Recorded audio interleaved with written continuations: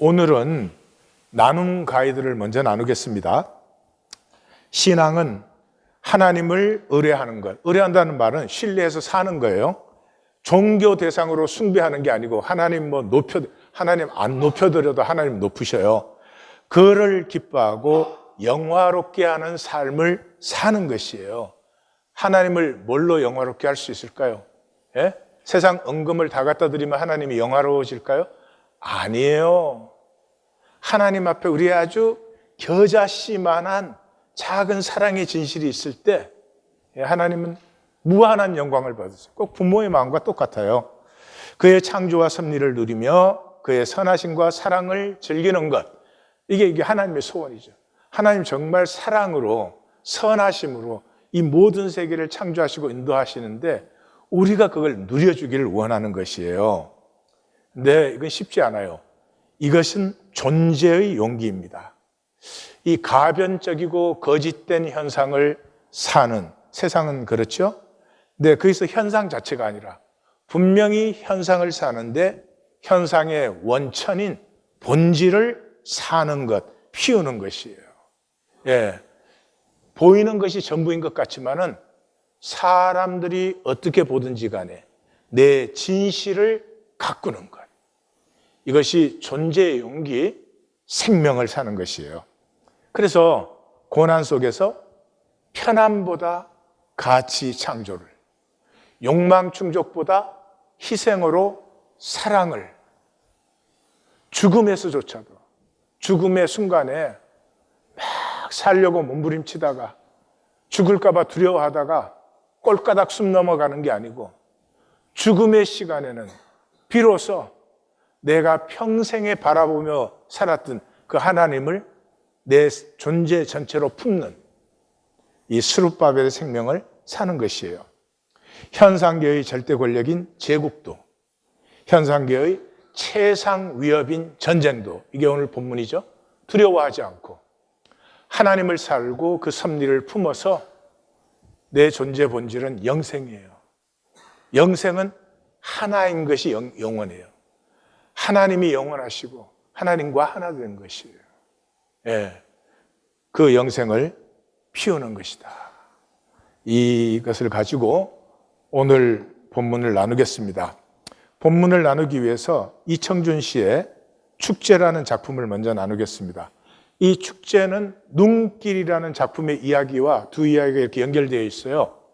이 이야기의 이 주인공은 준섭인데 전남 장흥 갯나들이라고 하는 그 갯마을에서 7남매 중에 막내예요. 막내라는 얘기는 안 나오지만 작품 읽어보시면 막내예요. 근데 이제 해방되고 아버지가 돌아가세요. 근데 그 엄마가 그러니까 그 7남매를 고생고생 기르시고 그러는 것인데 엄마는 굉장한 부잣집에 3남매의 맏 고명딸이었어요. 그래 얼마나 귀해요. 근데 이제 어릴 때 노승이 하나 와서 그 보더니 이 명이 짧겠다는 거예요. 그러니까 만약에 혼기까지 죽지 않고 살아 있으면 친척 없고 고단한 노총각에게 시집을 보내라.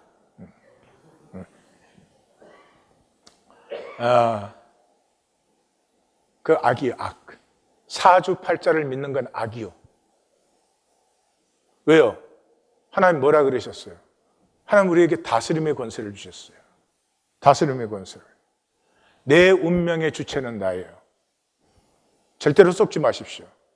어떤 조건, 어떤 상황 아래서도 어떤 삶을 사느냐 하는 것은 나의 선택이에요. 그리고 그 선택은 영원한 열매예요. 사주팔자 아닙니다. 조건과 상황에 우리는 종속된 삶이 아닙니다. 광주종합교회에 이제 입학을 하면서 그 친정은 굉장히 부자였잖아요. 그래서 그 외사촌 집에 이제 얹혀서 학교를 다니게 됐는데 이 가난한 갯마을에서 보낼 게 없으니까 바닷가의 게를 하루 종일 잡아가지고 큰 자루로 한 자루를 보내요. 그러는데 이 개가 그 시골길에 버스 타고 흔들리고 그러면서 다 죽고 깨어져 가지고 도착했을 때 썩어서 냄새가 나요. 그래서 그 사촌 누나가 보더니 그 자리를 들고 바깥에 나가서 쓰레기통에 넣어요. 근데 그걸 보면서 자기 자신이 쓰레기통에 던져지는 것 같은 그런 느낌을 받습니다. 그리고 그때 딱 결정을 합니다. 공상스러운 이 시골의 삶을 벗어버리고 나는 반드시 성공한다. 떠나올 때는 내가 고등학교까지 마치면 시골 면석이나 이 초등학교 선생님 될 수 있으니까, 그리고 엄마 고생 많으신데 내가 모시고 살겠습니다. 그랬는데 이제 면석이나 초등학교 선생은 더 이상 내 목표가 아니고 어머니도 내 성공까지 기다려 주실 것이다. 아니 어쩌면 성공할 때까지 돌아오지 말라는 뜻인지도 모른다 라고 이제 자기 정당화를 시작을 합니다. 이 떠남의 장면을 한번 들어보십시오. 산비탈을 스쳐 지나가는 솔바람 소리에도 가슴이 메어오고 먼 수평선 위를 흐르는 흰구름 덩이까지 공연히 눈물겹기만 하던 한나절, 어머니와 나는 그 막막하고 애틋하고 하염없는 심사 속에 열심히 개들만 쫓고 있었다. 인제 네가 이렇게 내 곁을 떠나가면 이 애미하고는 언제나 다시 만나 살게 될 날이 올 거나. 개를 잡다 말고 지친 허리를 펴고 일어서며 어머니가 그 흰구름장 떠도는 수평선 쪽을 바라보며 혼자 소리처럼 한숨을 섞어 토해내시던 말. 준섭은 어머니에게 3년 아니면 길어도 6년만 기다려주면 기어코 공부를 끝내고 돌아오겠다고 했어요. 당시 그의 소망은 초등학교 선생님이나 면직원이 되는 거였고 고등학교까지 6년을 공부하면 그 소망 정도는 이루어 돌아올 수 있을 거라고 생각했어요. 다음 날 삼거리 버스 길가까지 새벽의 어둠 속을 걸어 그 계자루를 이어다주고 그를 떠나보내면서 어머니는 매정스러울 만큼 단호한 손사래질을 했어요. 차에 오르는 아들이 눈길을 자르고 마음을 쫓아내듯 말도 없이 그저 황황스럽기만 하던 그 손사래질. 그건 어머니의 쓰라린 자기 부인의 몸짓이었어요. 이제 형이 제대를 하고 돌아와서 결혼을 하고 사업을 시작합니다. 그런데 이 형은 놀기 좋아하고 여자를 좋아하는 사람이에요. 그러니 뭐 사업이 제대로 안 돼서 이 형이 얼마 되지도 않지만 농과 밭과 선산까지 팔아먹고 결국은 알코올 중독자가 되고, 그러니까 그 부인은 이 삼남매를 데리고 살 수가 없어서 삼남매를 데리고 외가로 갑니다. 그리고 자기는 고등학교 2학년 말이 되었는데 엄마에게서 연락이 왔어요. 잠깐 내려오라고. 그래서 내려가 보니까 살던 집까지 팔렸어요. 그런데 그 집에서 이 아들에게 하룻밤 같이 자고 밥 한 끼를 먹이고 싶어서 내려오라고 한 거예요. 그러니까 아무것도 없는 집에 이불 한 채 남겨놓고 주인에게 그 허락을 받아가지고 밥 만드는 부엌에 계란 몇 개 가지고 이제 아들을 맞이한 거예요. 그리고는 새벽에 날이 새자마자 읍내 버스 정류장까지 그 눈 덮인 그를 데리고 나갑니다. 이게 이제 눈길이라는 작품에서 나오는 얘기인데, 그리고는 다시는 오지 말라고 그럽니다. 그리고 이때부터 이제 학비도 집에서 도울 수가 없죠. 그러니까 고학을 시작합니다. 그리고 엄마는 이제 주거지가 없으니까 주거지를 전전하면서 사는 거예요. 근데 몇 년간 소식 없던 형이 갑자기 나타났는데 조그만 여자아이를 하나 데리고 왔어요. 술집 여자와 살다가 낳은 딸입니다. 용순이에요. 근데 자기 기를 수가 없으니까 엄마한테 맡기려고 온 거예요. 그러고는 술 중독이 되어가지고는 결국은 농약을 먹고 자살합니다. 그러는 동안 이 주인공은 이제 대학을 졸업하고 조그만한 잡지사에 취직을 해가지고 새빵살이를 하고 있습니다. 자기도 힘들죠. 그래서 맨날 편지에는 엄마 보고 조금만 더 기다리시라고 그래요. 그러는데 이제 그 형이 살다가 죽은 조그만한 오두막을 그래도 어떻게 수리를 해줍니다. 그러니까 엄마가 거기에 자리를 잡으니까 친정으로 갔던 며느리와 삼남매도 불러들이고 이 용순을 거기서 데리고 살아요. 용순은 아버지는 같지만 배다른 형제잖아요. 이 삼남매와 용순이가 지옥처럼 싸웁니다. 그래가지고 용순은 이제 늦은 4학년이 12살인데 겨우 이제 4학년 된 거예요. 학교 제대로 못 다녔으니까. 큰 딸의 입학금 3만 원을 들고 가출을 합니다. 몇 번 돈 갚는다고 돈을 이렇게 보내기도 했어요. 그리고 용수는 이제 그 삼촌, 이 주인공을 찾아가서 좋은 그 술집 자리가 하나 났는데 돈을 좀 빌려달라고 해요. 그러니까 삼촌은 아니다. 넌 시골집에 내려가서 할머니랑 살아라 그래요. 그 용순이는 그 거절을 받고 나서 그때 이제 작가로서 이 이름을 좀 날리고 있을 때요. 삼촌은 식구들 팔아가지고 잘 먹고 잘 살면서 내가 이렇게 필요한데 거절하냐고 막 저주를 퍼붓고 떠나가 버립니다. 그리고는 이제 공모전에서 당선도 되고 해서 그 돈으로 집을 이제 개축을 해주죠. 근데 어머니는 그때 이미 이제 운명을 하십니다. 근데 이 어머니가 몇 번을 죽었다 깨나고 죽었다 깨나고 그랬어요. 왜 그랬겠어요?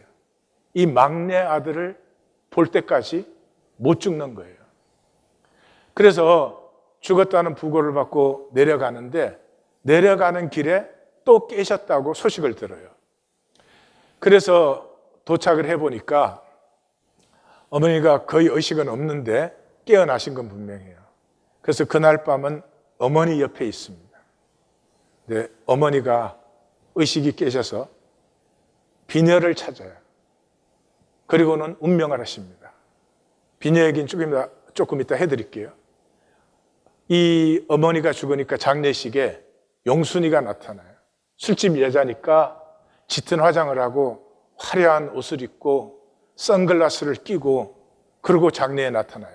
그것만으로도 장례 분위기가 엉망이 되는데 그냥 너네들이 할머니 사랑한 적이 있어? 너네는 이욕만 해먹었지.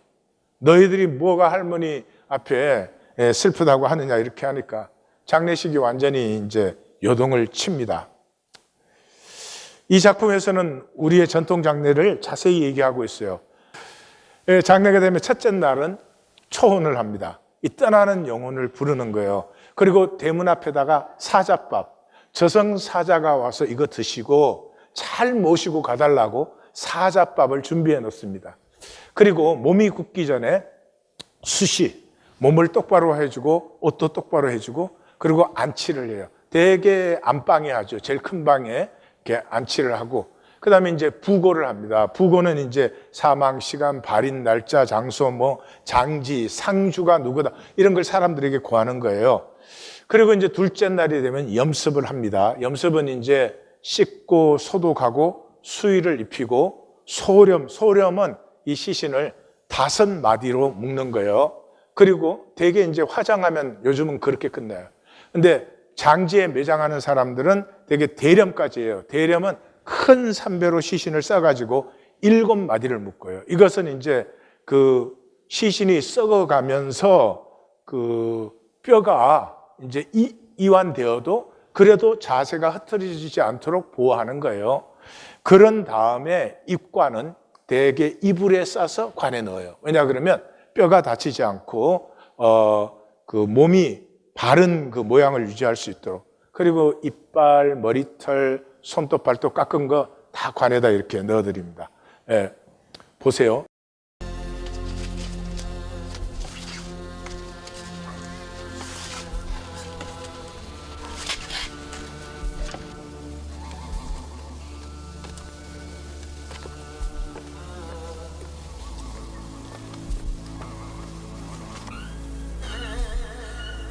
광산김씨 옥남포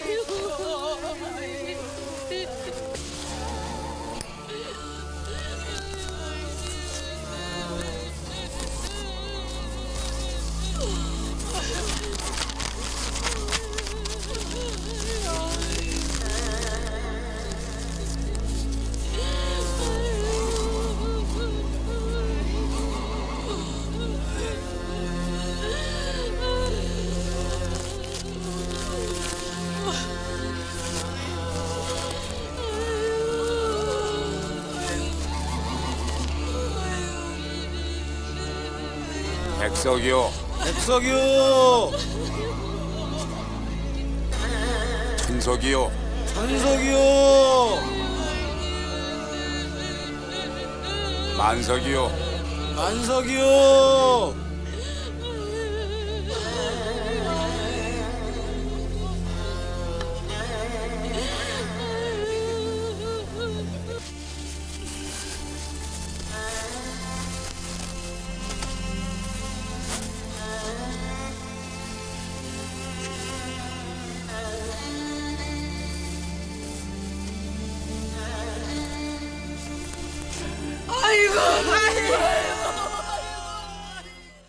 예, 입관이 끝나면 성복을 해요. 성복은 상주들이 상복을 입는 거예요. 그 다음에 성복제를 해요. 그때 빈소를 그 집 안에 빈소를 마련해 가지고 간단한 제례를 하는 것이에요. 그 다음부터 조문을 받아요. 정식으로 조문을 받아요. 그리고 이제 사흘째가 되는 날이 되면은 발인을 합니다. 그리고 발인을 할 때는 그 빈소에서 발인제를 드려요. 그리고 되게 옛날에는 다 작은 집이잖아요. 그러니까 집 안에 들어올 수가 없으니까 친척, 친지, 마을 사람들은 문 바깥에서 기다려요.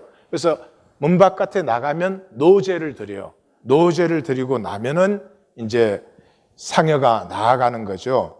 그 이제 성복제를 지낼 때 그 빈소를 차리는 것을 영좌, 영의 자리를 만든다. 그렇게도 표현을 해요. 그래서 이제 그 빈소 앞에서 상여꾼들이 첫 소리를 해요. 상여가 나갈 때 그냥 나가지 않고 소리를 앞세워서 나가는 거거든요. 한번 보시기 바라요.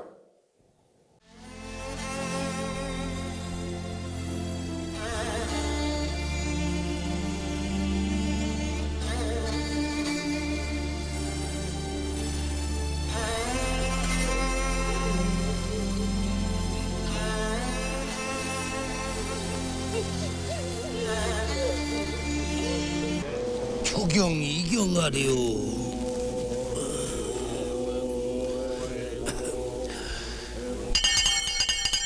초경이 이경하래요. 예. 예. 예.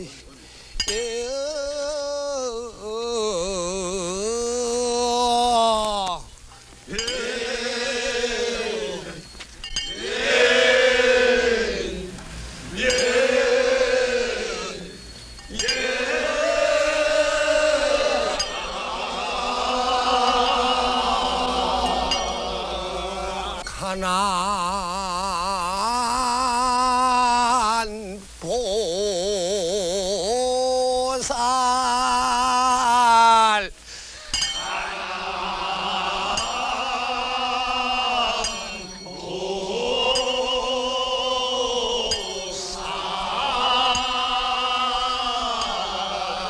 인제 가면 언제 오시나요?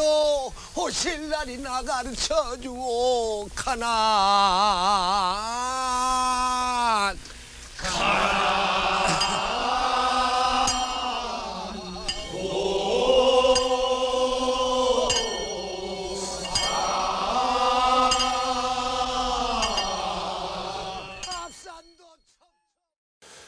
저 표정이 아마 영화 연기 중에서 원 오브 더 베스트라고 저는 생각을 해요.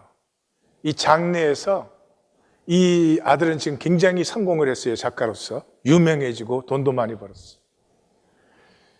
이 성공한 아들은 이 순간에 도대체 나는 뭘 사는 것인가? 아무것도 아니에요.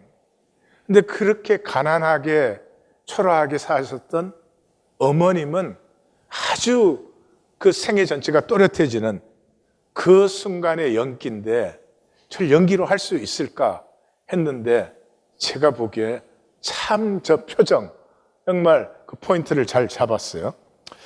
그러면 이제 천구는 이제 발인한다고 하늘에 알리는 거예요. 그 다음에 이제 발인제 노제하고 나서 이게 상여가 나가요. 근데 상여가 나갈 때는 상여는 가장 화려하고 호사스럽게 꾸며요. 왜냐 그러면 평생에 하지 못한 호사와 그 호강을 이제는 영원히 누리십시오. 그래서 상여를 굉장히 화롭게 합니다. 그리고 이제 상주들은 굉장히 짧은 지팡이를 집어요. 이렇게 뻣뻣이 서서 가지 못하도록 짧은 지팡이를 짚고 이제 발인해서 나갑니다. 영의기가 왕적 유택 재진견예 영결종천.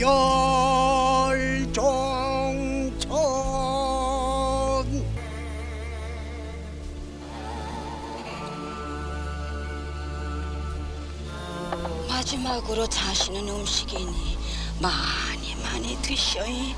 여기 엄니가 좋아하는 고사리도 있고 도라지도 있고 괴기도 있으니 많이 드시고 가시오이. 하남보살 언제 가면 하남보살 언제 올까 하남보살 풍 위에 하남보살 흐린 달기 하남보살 꿈껴 울면 하남보살 부실른가 하남보살 옹소태 하남보살 요세차 을의 9월 무신상 20일 정리 성으로 하남보살 잘못이세 하남보살 곱게 곱게 하남보살 잘못이세 하남보살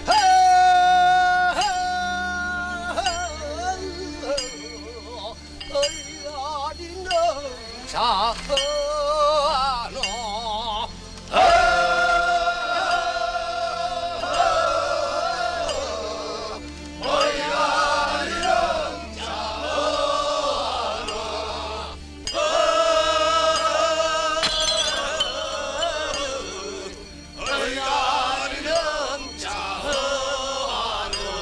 청춘 소년들아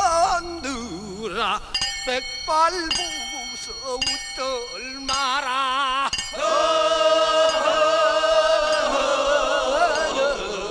나도 어제 청춘인데 오늘날에 일이 됐네.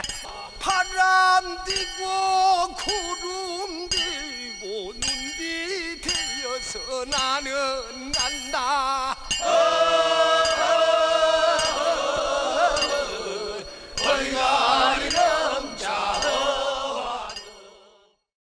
옆에 물어보세요. 우리 교회 온 거 맞지?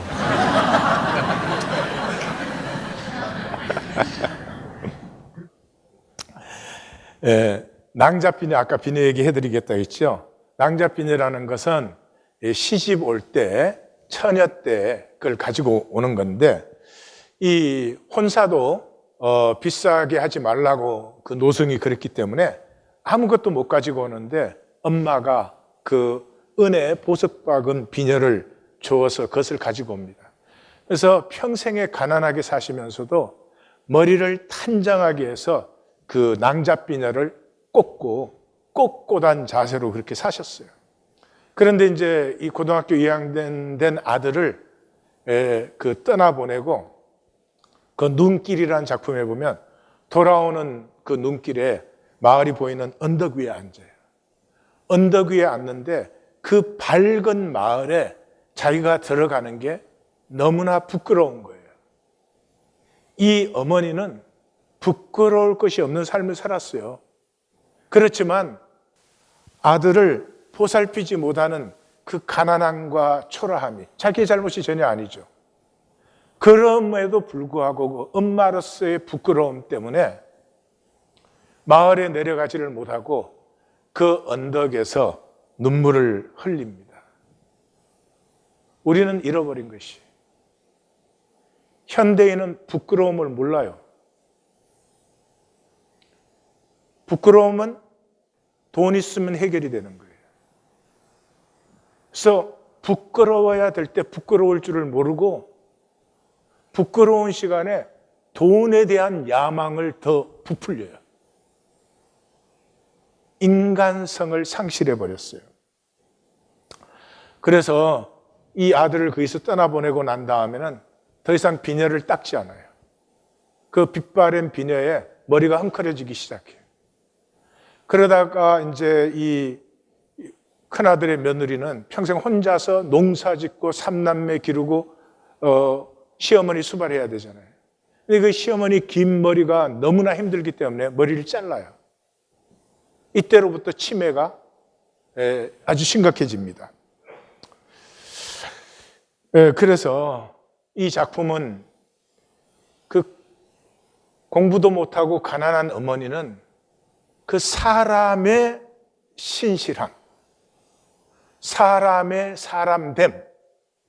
사람됨은 돈으로 만드는 거 아니에요. 비싼 거 가졌다고 사람다운 게 아니에요. 성공하고 힘 가지고 출세했다고 사람다운 게 아니에요. 사람다움은 지극히 소박한, 우리 안에 깨끗하기를 원하고 정직하기를 원하고 부끄러울 때는 부끄러워할 수 있는 그 아주 소박함이 사람다움이에요. 그래서 이 어머니는 사람다운 떳떳함을 가졌는데 이 아들은 성공 출세하고 돈을 그렇게 벌었는데도 평생을 자기 자신과 싸워야 돼요. 내가 우리 집안에 빚진 게 뭐 있나? 왜 내가 우리 집안을 세워야 되나? 누가 세우라고 말 안 하는데 자기가 혼자서 싸우면서 자기를 끝없이 정당화하는 그런 부끄러운 삶이 되는 것이죠. 이 작품에는 명당에 대해서 나옵니다. 한번 들어보십시오. 묘자리에 대한 동네 노인들이 참견이 있었지만 우록은 전문가다운 식견으로 단호하게 말했습니다. 좋은 자리, 명당이라는 것은 풍수가 잡는 것이 아니라 고인 생전이 공덕으로 되는 것이며 뒷날 자손들이 어떻게 사람 노릇하고 사는가에 달린 것이라고 했어요. 고인의 유덕이 높고 자손들 마음 씀씀이가 올바르면 아무 염려할 것이 없다는 거였죠. 준섭은 그렇게 말하는 우록에게 절이라도 하고 싶은 감사함을 가졌습니다. 이 작품의 매력이 우리의 전통적인 것에 대해서 그 바른 가치를 우리에게 알려줘요. 명당 그러면 전부 풍수지리를 생각해요. 예? 그래서 좋은 데다 묘 써가지고 자기들이 잘 먹고 잘 살겠다고. 이건 인간으로서 부끄러운 의식이에요. 시관이 뭐라고 그러죠? 명당은 풍수지리가 아니라 후손들의 삶에 의연합니다. 후손들이 삶을 부자나 가난하냐 성공했냐 실패했느냐가 아니라 어떤 자리에 있든지 자신의 사람됨을 의연하게 지켜나갈 때 그 자리가 명당 자리가 되는 거지, 명당 자리가 어떻게 사람을 만드느냐, 마음에 쏙 드는 얘기입니다. 그러면 이제 매장하고 나서 돌아와서 우제를 드립니다. 우제는 이제 매장하고 돌아와서 가족들이 함께 고인을 기억하는 그런 것인데, 이때 이 장례 내내 용순이는 이렇게 따로 돌죠. 그 용순이를 할머니가 제일 안타까워했던 그 용순이를 가족들이 품어서 함께 사진을 찍음으로 이 작품은 마감되어집니다. 여러분, 지금 이런 장례 치를 수 있을까요? 지금은 안 됩니다. 지금 안 됩니다. 왜 장례가 이렇게 복잡했을까요? 헤어지는 것이 그만큼 어렵기 때문입니다. 왜요? 옛날 시절에는 다 가난하지만 그래도 부끄럽지 않으려고. 요즘은 돈의 이익만 되면 부끄러움이 어디에 있어요? 자식이 본 부모의 삶이 삶의 가치를 못 느껴요. 그래서 저런 장례 못 지냅니다. 저런 장례 절차가 만들어진 건 일부러 만든 게 아니고요. 예? 그 부모와 헤어짐이 그렇게도 절절하기 때문에 이런 과정 하나하나를 거쳐 나가면서 마음을 헤어질 수 있는 마음으로 준비시켜 주는 거예요. 지금은 돈이 가치예요. 평생에 사는 것도 돈 벌려고 살아요. 그러니까 부모가 죽고 나면 장례 절차예요. 돈 얼마 드나 그거부터 생각해요. 그 다음에 가능하면 빨리 간단하게 치르는 게 좋은 거예요. 지금은 어쩔 수가 없어요. 누가 잘못되었다는 말이 아니에요. 우리는 자본주의화된 시대에서 사람을 잃어버렸어요. 사람이 무엇인지조차도 몰라요. 아무것도 아닌 작은 사람의 가슴 속에 그 작은 진실들이 얼마나 보석같이 아름다운 것인지, 그것들이 우리 생애를 정말로 가치 있고 아름답게 만든다는 사실을 까맣게 잊어먹었어요. 이 장례 절차는 그렇게 헤어짐의 아픔과 절절함을 때문에 생겨난 것이에요. 그 이후에는 이건 종교화시킨 거예요. 유교가 들어와서 이걸 종교화시켜서 사무제는 사흘 만에, 사구제는 49일 만에, 100일제는 100일 되었을 때, 그 다음에 3년상, 3년상은 소상은 13개월, 만 1년, 대상은 25개월, 만 2년, 그 다음에 딤제들이에요. 이제 우리가 평소로 돌아가겠습니다 하고, 그 길제들이에요. 가문의 개성을 구하는 거예요. 그건 다 유교가 종교화시킨 거예요. 그러나 대개 3일 내지 4일 걸리는 우리 한국 전통의 장례의식은 가난하고 힘들었지만 우리는 얼마나 끈끈하게 살아왔는가. 그리고 자식이 부모에게서 얼마나 의연함을 보았는가.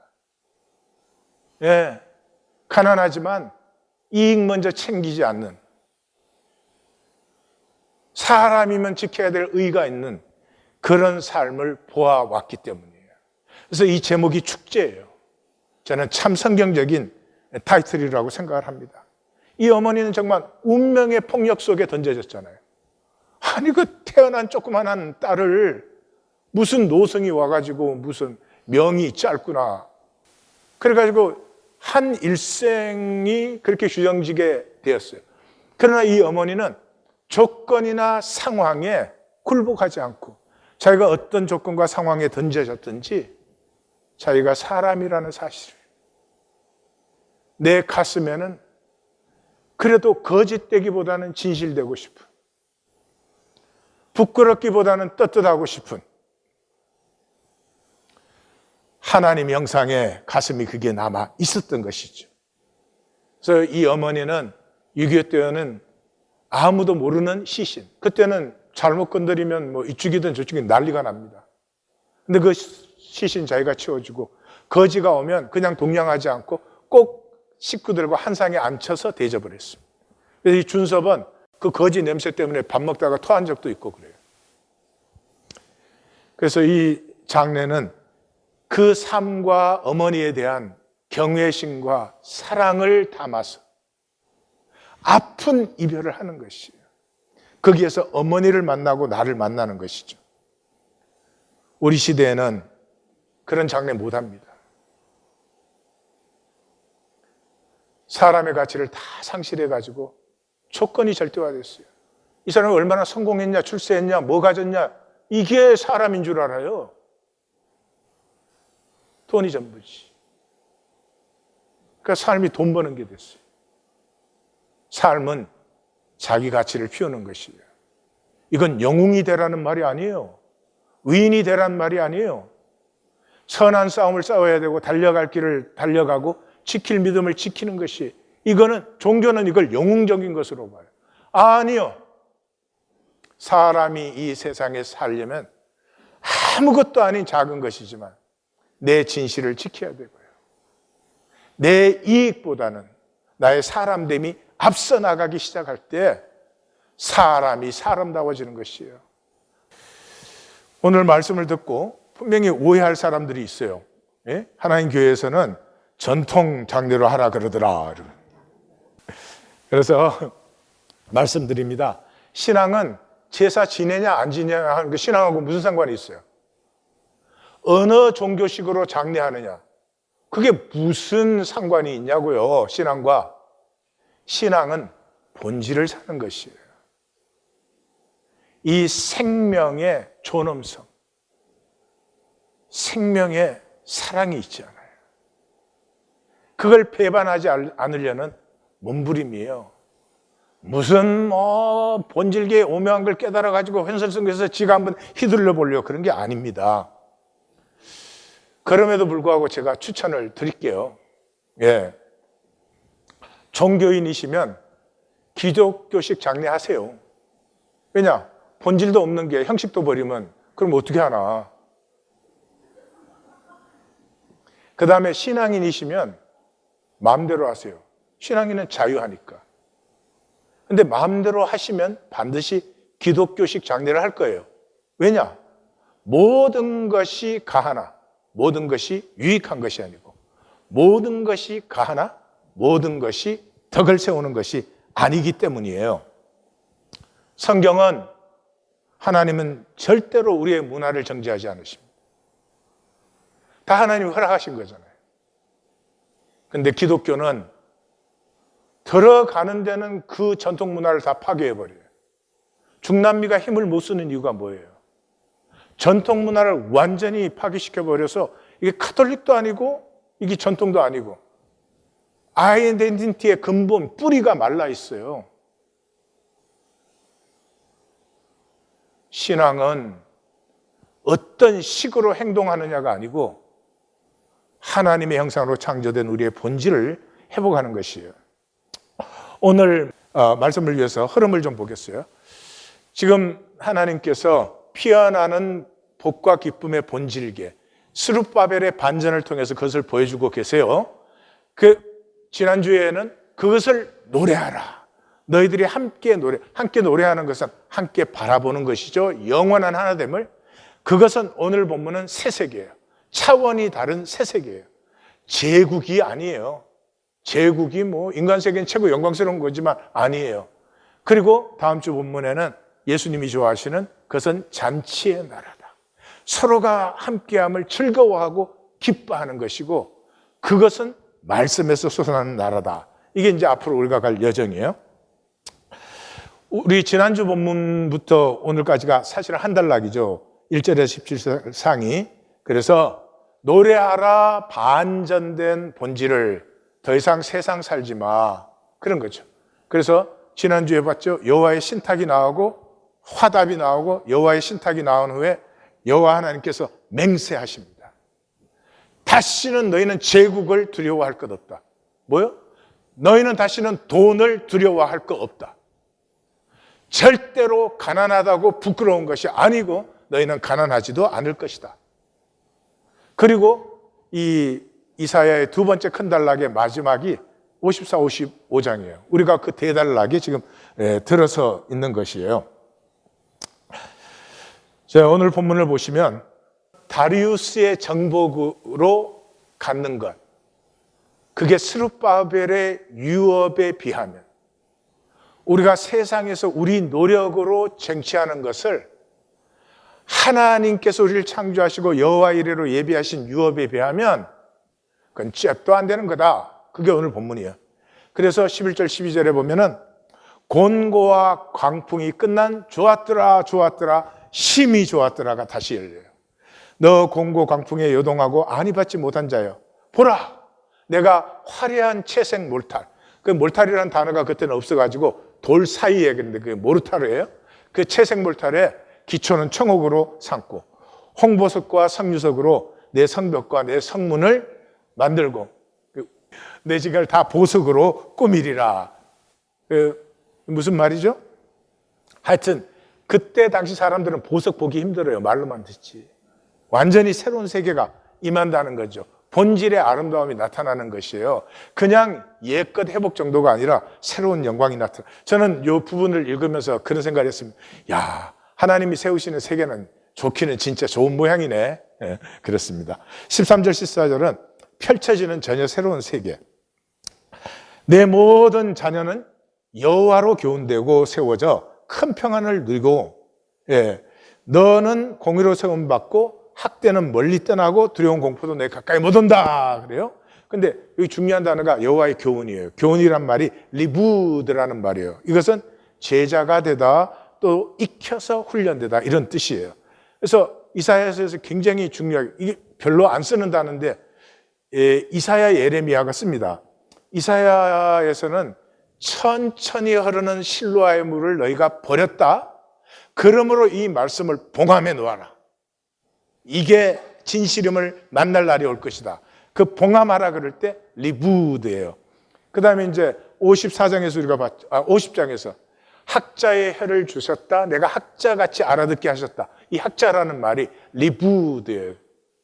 그래서 학자같이 알아듣게 하셨다 할 때 그게 리부드예요. 그 다음에 예레미야 선지자는 너희가 구스인의 피부를 표범의 반점을 바꿀 수 있느냐? 없지. 그러면 악에 익숙한 너희도 바뀌어지지 않아. 그럴 때 그 익숙한이 리부드예요. 근데 우리의 자녀들이 뭘로? 여호와의 말씀으로 리부드 세워져서 큰 평안을 누려요. 그 말은 뭐예요? 너희가 공의로 세움 받았기 때문이에요. 부모가 공의로 세움을 받았기 때문에 온 세대가 하나님 안에 평안을 누려요. 더 이상 전쟁의 정치가 아니에요. 더 이상 자식 출세시켜서 돈 더 많이 버는 자식 만드는 게 아니고요. 하나님을 누리고 하나님 안에 더불어 살기를 하는 백성이 세워지는 것이에요. 이게 생명의 본래 체질이에요. 이게 생명의 본래 체질이에요. 우리는 하나님이 준비하신 여호와 이레만 누리면 충분해요. 더 가진다고 좋은 게 아니에요. 제가 경고합니다. 자녀와 손자녀 기르시는 분들 제가 경고합니다. 자녀와 손자녀 기르실 때 그냥 행복하시면 돼요. 그냥 행복하시면 돼요. 자기가 행복하지 않으면 줄 게 불행밖에 없죠. 불행밖에 없다는 말이 뭐예요? 보상심리예요. 나는 못 이뤘지만 요건 자라나서 내 대신 이루어졌으면 좋겠다는 거죠. 그러면 불행의 사이클이 계속 돌아갑니다. 하나님을 경외하십시오. 하나님의 창조와 섭리를 신뢰하십시오. 그러면 자녀가 영물이어서요, 부모가 아무 말 안 해도 부모의 보상심리 기제가 돼요. 부모가 원하는 걸 매치업 해주려고 얼마나 불쌍한지 몰라요. Try to match up to the expectation of mom. 지난주에 로맨가리의 엄마를 보았죠. 자기 전생애를 희생했어요. 그래서 그 아들은 성공이라는 성공은 다 이루었어요. 그런데 권총 입에 물고 자살했어요. 다시 말씀드려요. 하나님을 경외하십시오. 그러면 내 존재의 신비를 만날 것이고 행복할 것입니다. 자녀 앞에서 행복하게 살아가는 엄마 아빠가 되십시오. 예. 자녀 만들려고 하지 마십시오. 우리가 만들 수 있는 것 아닙니다. 15절에서 17절 전쟁도 두려운 것 아니다. 여호와를 경외하라. 보라, 전쟁을 일으키더라도 나로 인함이 아니다. 이 무슨 말이에요? 지금 전쟁에 져가지고 포로로 잡혀갔다가 왔잖아요. 그러니까 이제 또 전쟁이 일어나면은 너희가 또 포로 되는 게 아니고 그 전쟁은 나로 인함이 아니기 때문에 너희는 다시 포로됨이 없다. 그런 말이죠. 내게 전쟁하는 자는 반드시 너에게 패망한다. 보라, 숯불을 불어 무기 만드는 대장장이 내가 창조했고 파괴 진멸한 그것 가지고 전쟁하는 자도 내가 창조했으니 너를 치는 어떤 무기도 혈육이 없어. 뭐죠? 너희는 아수르와 바벨론 봤지? 내가 섭리로 쓰는데 지네들이 잘난 줄 알았다가 혼나는 거 봤지? 어떤 무기도 혈육이 없고 어떤 송사도 너희는 정죄할 수 없다. 전쟁은 세상의 궁극이에요. 전쟁이 일어나면 인간이 절대화돼요. 그래서 다른 인간을 막 죽여도 돼요. 전쟁이 일어나면 제국이 절대화돼요. 국가의 비상명령을 막 내릴 수 있어요. 왜 그런지 모르겠어요. 다른 나라가 쳐들어오면 그러지면 되지 뭐. 그래? 니네가 한번 다스려봐. 니네가 다스려서 살기 좋으면 그럼 니네가 그냥 영원히 대통령 해? 그럼 되는 거 아니에요? 우리나라 대통령이 다스리면 정말 잘 살게 해주나? 이런 그 가변적인 이 궁극이 아닌 것을 궁극화시키고 절대가 아닌 것을 절대화시켜가지고 어리석게 살지요. 적은 싸울수록 치열해져요. 살놀아 재밌게. 그러면 적이 힘을 잃어요. 그런데 적과 싸우면 적이 점점 강해져요. 예, 어둠은 가만히 앉아서 직시하면 어둠 속에 빛이 나타나요. 근데 어둠을 없애겠다고 몽댕이를 휘둘러 들면 어둠이 더 짙어진다 이 말이에요. 자, 17절 하는 이는 여호와의 종들의 기업이요 이는 내게서 받은 공이라 여호와의 신탁이다, 그 부분인데 이 부분은 성경에 잘 나오는 이중 본문이에요. 이게 앞쪽에 결론이 될 수도 있고 뒤쪽에 시작이 되기도 하는 부분이에요. 근데 우리는 뒤쪽에 시작으로 붙였어요. 다음 주 본문으로 붙였어요. 왜냐 그러면 여기에서 목적격이 변경돼요. 여호와의 종 그럴 때 이때까지 계속 단수로 나왔어요. 근데 이 17절 하반부에서 처음으로 종들이 복수로 나와요. 다시 말해서 스룹바벨의 씨앗이 맺힘으로 말미암아서 그 씨앗을 품은 귀한 자들이 그 이스라엘, 새 이스라엘 전체가 하나님의 종으로 부르심을 받으며 이 전체가 온 세계를 하나님의 부르심을 받게 하는 것으로 이제 56장이 세 번째 단락이 시작돼요. 그래서 우리는 단락 나누기를 그렇게 17절 상하로 했다 그런 거예요. 자, 정리를 합시다. 너희의 유업은 쟁취하는 게 아니에요. 전쟁에서 뺏어오는 게 아니에요. 너희의 유업은 하나님의 창조를 누리는 것이. 하나님이 나를 창조하셨어요. 사랑으로 창조하시고 선하심으로 창조하시고 창조하시고 제일 먼저 한 게 복을 주신 거잖아요. 그걸 누리는 거지. 인간끼리 사이에 내가 얼마나 능력이 있는지 그거 가지고 사는 게 아니다. 이 세계는 세상과 우주로 되어 있죠. 세상은 인간 게임이고 우주는 창조 세계예요.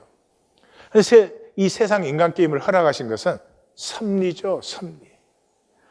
그 서로 파워 스트러글을 하는 속에 우리를 던져보내서 그 허상에 속지 않고 그럼에도 불구하고 이익을 챙기는 것보다는 나의 사람다움을 하나님이 나를 창조하셨음을 지켜나가는 그 과정을 통해서 내가 피어나고 자라나는 것이죠. 그렇게 할 수 있는 이유는 이 우주를 보면 하나님이 신실하시잖아요. 하나님을 믿을 수가 있기 때문에. 그래서 악은 세상을 절대화시키고 궁극화시킨 것이에요. 그래서 니체는 그렇게 말했어요. 전쟁을 갔다 오면 꼭 기념비를 세운다. 전쟁이 가치가 있어요? 아무 가치 없어요. 어느 나라가 이겼든지 졌든지 단 한 사람이라도 죽었으면 가치가 없는 거예요. 그런데 전쟁 갔다 오면 기념비를 세워요. 왜냐 그러면 가치를 궁극화시키기 위해서. 전쟁은 안 해야 되는 거예요. 갔다 왔으면 반성하고 회개하고 함께 눈물 흘리는 거지. 한국전쟁은 동족끼리 싸웠는데 무슨 기념비를 세워요? 서로가 통회하고 회개하고 우리 이제 한 식구로 살자 이래야죠.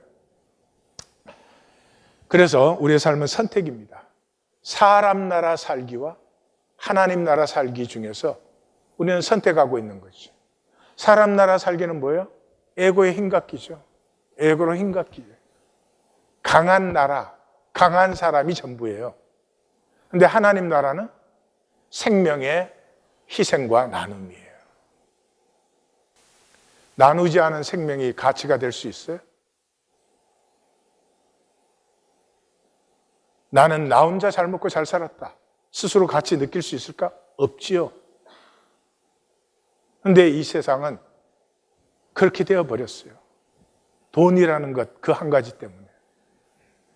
그래서 사람 나라 살기는 나만 특별히 행복해야 돼요. 내 자식만 특별히 잘나야 돼요. 하나님 나라는 함께 더불어 행복한 것이에요. 뭐가 잘나고 못나고가 있어요? 각자 자기 모습으로 사는 것이죠. 근데 안 되는 것은 아니기 때문이에요.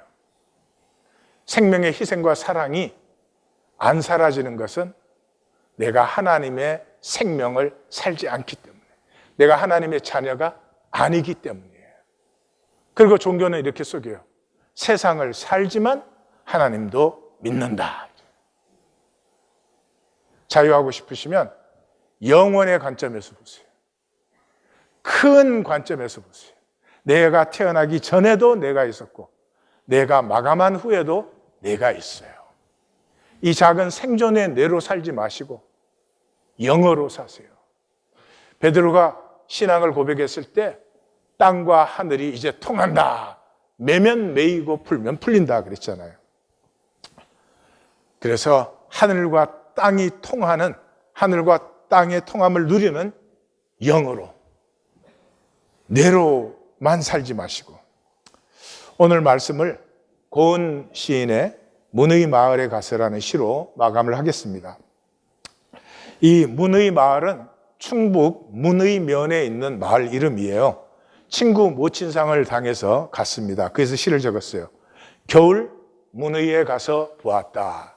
예, 그 흰눈이 내리는 겨울날이었어요. 거기까지 닿은 길이 몇 갈래의 길과 깎아스로 만나는 것을, 모든 여러 가지 길로 사람들이 오고 있어요.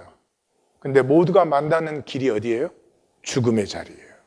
결국 죽음에서 만나요. 죽음은 죽음만큼 길이 적막하기를 바란다.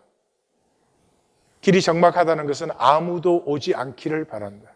다들 죽음이 오지 않기를 바라요. 마른 소리로 한 번씩 귀를 닫고 안 들으려고 해요. 죽음을 외면하려고 해요. 그런데도 길들은 저마다 추운 쪽으로 뻗는구나. 가서 그 눈 덮인 땅에, 차가운 땅에 매장을 하고 왔어요. 외면을 하고 안 들으려고 해도 결국 삶은 저 차가운 땅에 매장되는 것이구나. 그러나 삶은 길에서 돌아가 잠든 마을에 죄를 날리고, 그러나 산 사람은 매장하고 돌아와서 이제 장례식을 마쳤다 그래요. 그리고 문득 팔짱 끼어 먼 산이 너무 가깝구나. 장례를 하고 보니까 죽음이라는 건 참 먼 건 줄 알았는데 그 자리에서 봤더니 죽음과 삶은 이렇게 가까운 것이었구나. 눈이여 죽음을 듣고 또 무엇을 듣겠는가? 예, 그 매장한 무덤을 덮는 눈은 우리 살아있는 마을도 덮고 있는 것이에요. 이연에 들어가서 또 그럽니다. 겨울 문의에 가서 보았다. 죽음이 삶을 껴안은 채 한 죽음을 받는 것을 끝까지 사절하다가 죽음을 끝까지 거부하고 있었어요. 그런데 죽음은 인기척을 듣고 저만큼 가서 뒤를 돌아본다. 거부한 이유는 죽음은 끝장인 줄 알았어요. 죽음과 삶은 아무 관계가 없는 줄 알았어요. 그런데 죽음이 가다가 뒤를 돌아봐요. 죽음과 삶은 끝장도 단절도 아니에요. 죽음에서 만나는 내가 어떤 삶을 살았는지의 나예요. 세상에 쏘가서 그저 소유, 권력, 이 인간 게임의 것만 만드시는 것이 아니라 생명 본질인 하나님이 창조하신 나됨을 지켰어요. 삶도 나로 살았으면 죽음도 나로 품어안는 그런 존재의 용기를 가지시기를 주의 이름으로 축원합니다. 모든 것이 낮아서, 장례에서 보니까요, 삶이 티끌이 아무것도 아니에요. 내가 뭐 출세했네, 성공해, 그래 봐야 죽음 앞에서 보니까 모든 것은 너무 낮아요. 이 세상에 눈이 내리고, 무덤 위에 눈이 내렸듯이 이 세상에 눈이 내리고, 아무리 돌을 던져도 죽음에 맞지 않는다. 죽음은 자기 길로 떠나갑니다. 지금은 어떻게 할 수 있는 것이 아무것도 없어요. 죽음에 대해서 무엇을 하고 싶으시면 지금 하십시오. 지금 하나님이 주신 생명을 사십시오. 세상에 쏟지 마십시오. 겨울 문이여 눈이 죽음을 듣고 또 무엇을 듣겠느냐. 무덤을 덮은 그 눈이 또 삶의 마을도 덮을 텐데, 삶을 가치 있게 떳떳하게 그 준섭의 어머니처럼 고단하고 가난한 삶이지만 장례식에서 보니까 그렇게 출세 성공한 아들의 삶보다 훨씬 더 단단하고 알맹이 있는 알찬 삶이었던 것은 어머니는 죽음을 품고 살았기 때문이에요. 우리는 죽음에서 도망치는 삶을 살고 있지요. 삶의 진실을 지키셔서 죽음에 두렵지 아니한, 아니 죽음을 예비하고 죽음의 순간에야말로 하나님 하면서 하나님을 품을 수 있는 떳떳한 삶이 되시기를 주의 이름으로 축원합니다. 기도하십시다.